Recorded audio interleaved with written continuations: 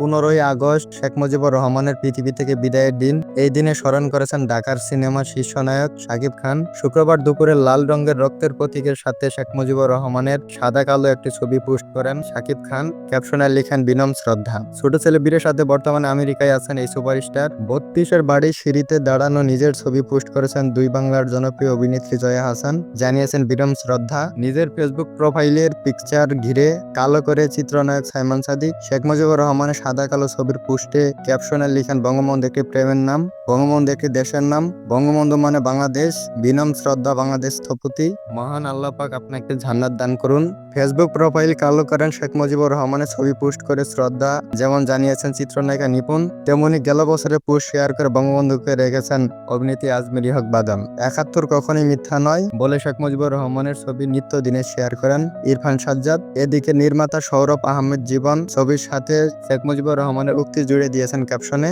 জানিয়েছেন বিনম্র শ্রদ্ধা ও ভালোবাসা। অন্যদিকে নির্মাতা মেজবাউল রহমান সুমন 32-এর বাড়ির একটি ছবি শেয়ার করে লিখেছেন, এখনই শ্রেষ্ঠ সময় তাকে স্মরণ করা। আগস্টের 15 তারিখে শেখ মুজিবুর রহমানের স্মরণে রেখেছেন শবনম ফারিয়া, আরশ খান, কাজী নওশনের মতো ছোট পর্দার জনপ্রিয় তারকারা। দেশ রিপোর্ট, এস এ ব্রো।